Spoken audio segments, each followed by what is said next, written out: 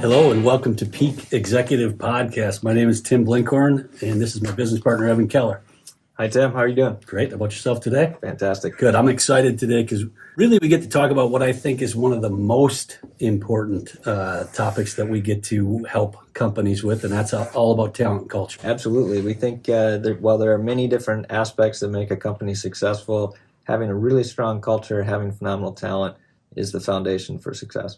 Yeah, I think where some of these companies struggle is what is culture, right? And sometimes the thing about culture is it's a little bit about feeling and not so much about facts sometimes, right? I think that's right. It's a very abstract concept, yet very important. And so you have to find ways to assess that. You have to find ways to measure progress and ultimately a sensing mechanism to know when you've achieved where you want to get, and then think about how do you sustain that? Because you're constantly bringing people in and out of the organization. New leaders, new relationships are constantly being developed. And so it's really a dynamic thing. You've probably got some examples about how that's worked well. You've probably got some thoughts. Where do you start? When does culture development start? Yeah, great point. So let me back up just a second and just kind of talk about, we look at it in 5 ways the way we help our customers, right? The peak way we call it, right? Talent and culture is one of them, growth, execution, strategy, and profitability. Today, we're going to focus solely on talent and culture, right? So I'm going to start with culture. And to your point and to your question, really, culture for me is about asking yourself some questions, right? And they go, in my head, they kind of go like this. What is your company's role? What are you trying to do? How does your company make decisions? How do the employees give you feedback? What's the pace of your organization? Those are a little bit, like you said, abstract, but to me, that's the start of trying to define. Really, for me, it goes back to, what are you here for? What is your company trying to do? Yeah, I think it's a great point. And if you can't define that for yourself or for the folks who work in your organization, you're going to constantly be at odds with ultimately how the cadence at which you operate, the types of people you hire, the types of behaviors you expect or allow. And so getting that all well defined and communicated, I think, sets a good standard for the organization. It defines what you are, and conversely, it defines what you're not about. Yeah, and I look at this, I don't know how you feel about it, but maybe you can share a little bit. This is not one silver bullet. That's right. This is 1,000 things that we do that add up to what is our culture over time. To me, there's no silver bullet on culture.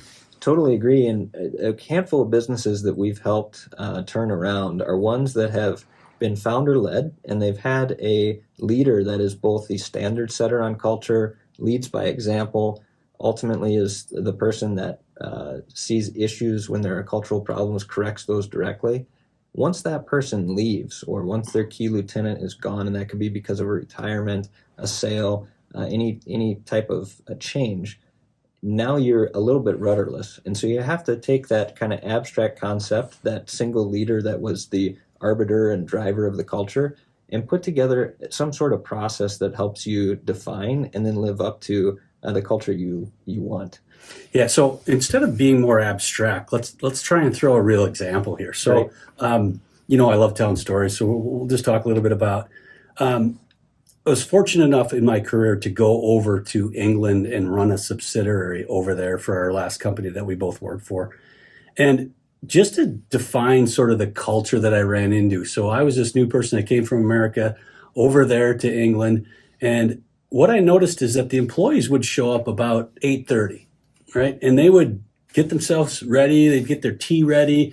They'd get their desks ready. They'd chit chat a little bit. And then all of a sudden at 9 o'clock, we would turn on the phones and we'd start answering the phones. And so I sat there and I thought to myself, okay, so that's kind of the way things are, right?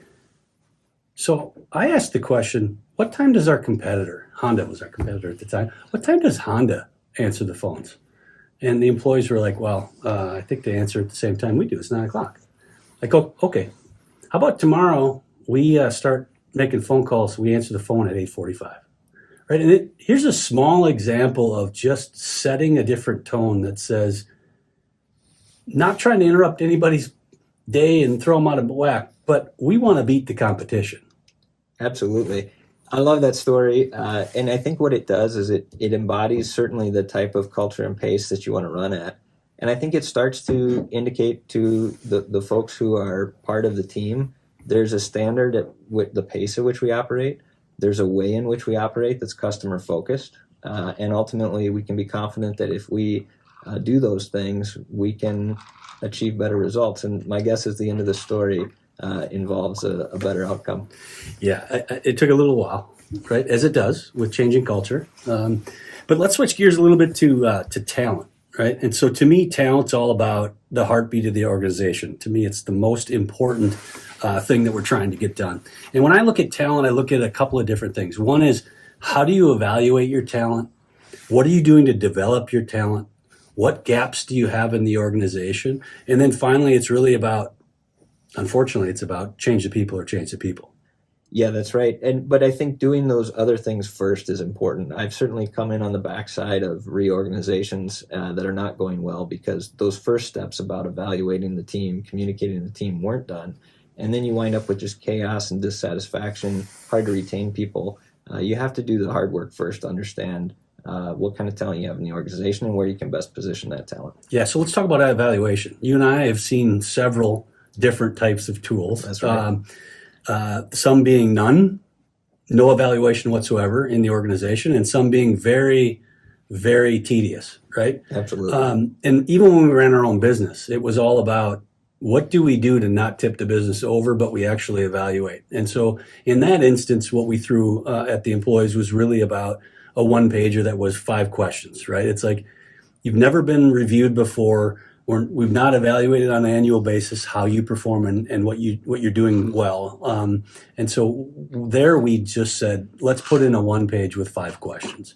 But you've seen other things, right? I mean, you've seen the flip. What's the flip side of that? Yeah, I think anytime you find yourself as an organization spending way more time on the tool, the complexity, the matrix, the rankings, the alphanumeric codes, those can be important, but they can't be more important than clear, frank, direct and honest feedback to the employee and the acceptance of direct and honest feedback from the employee back to the leader. And so if the process has become bureaucratic and if it's become bigger than the actual task, which is a format to provide clear, direct communication, feedback, and document it, you've probably lost if you're spending more time on the tool and process than the actual communication.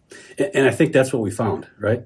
Is the process overwhelming that it isn't getting the result that we wanted. So let's go into development, because equally on the other side is, do you have a plan for how you're developing employees? Because us as leaders, our responsibility really is all about figuring out how to develop people. And if we're not, one, what's the plan? And two, did you communicate it to the employees? Absolutely. I think that's a great point. If you find yourself frustrated as the leader about how your team's working, either as individuals or a group of individuals, you got to look back and say, have I done the right thing to develop this team? And I've certainly experienced one extremely memorable story that I'll just share briefly. Years ago, I was working on a business that was struggling. We had an individual who had really grown up in essentially a division that was known for maybe highlighting issues and then making sure it was clear that they were not the driver of it. And yet, this particular individual was the best we had to turn the overall business around, understood it deeply, and had the leadership ability to do so. About 90 days in, not much has changed. We're still getting the same results. We're getting the same updates where these are the problems. It's not my legacy team's fault. And I remember pulling the individual aside and having a conversation about the difference between being a functional leader and a true general manager, and ultimately being accountable for all results and all problem solving. I have never seen a person ever respond to that in the way that he did. What it told me is that I actually had the wrong conversation or an incomplete conversation 90 days ago, because for that person to be able to develop and achieve with just a set of clear expectations tells me a lot about people's potential if you can just get them dialed on the right things. So did it take a while? I mean, did that person have to adjust? I mean, did you have to stay on communicating with them over time? How did that work? Yeah, it's a great question. Quite honestly, I think it all came down to the person feeling empowered to go solve those problems. And I think it did take a while for both of us to trust each other, that I trust that you're going to do the right thing, and that individual to trust that when mistakes might be made, that as long as we were getting better and holding ourselves accountable to results, we were going to keep working together and we were going to keep winning. So It does take a while, but I do think you can see fairly quick results just by setting clear expectations. Yeah. So I said earlier about evaluation and then development, and then really what the step that gets skipped is the gaps. So what gaps do you have in the organization? And what I think about the gaps in the organization is it tells you as a leader what you need to bring into your organization and where you need to fill out different areas. And that could be personality, it could be style, it could be skill, it could be any of those things. But what's your thoughts on gaps? Yeah, certainly a lot of the businesses that we go into that are in need of change or just aspire to be different, sometimes the market's changed around them. And so a channel strategy needs to shift, an end market has changed. And so while you may find that you've got really talented people in key roles, there may be new things you need to go chase, and that may not be a skill set that exists within the organization. And so if you can identify those gaps really only after you've evaluated the talent you have and talked through development, I think that's the right time that you might go out and look for either needing to train up the individuals that are in your organization or going out and finding and picking up that talented person that can bring a new perspective to the organization. What do you think of, Evan, when I say to you, change the people or change the people? It's a phrase. You're kind of smirking. Yeah, exactly. It's a phrase that a really strong leader used to say at an organization we worked together on, and it sounds pretty harsh when you first hear it. But if you think through all the different elements we've just discussed, the first is about looking to see if you can inspire change amongst the team you have. Quite usually, there's a tremendous amount of experience, a tremendous amount of passion for the organization within the existing company and the group that you have leading the company. What I think we find is oftentimes the team that got you into the predicament that may be the reason that we've been called in to help either needs to change the way it thinks, change the way it operates, work better cross-functionally together. And once you set those cultural standards we talked about, once you set the right expectations, communicate them clearly, that's when I think you figure out the folks that really want to rise to the challenge and can and understand and seek to win and win together.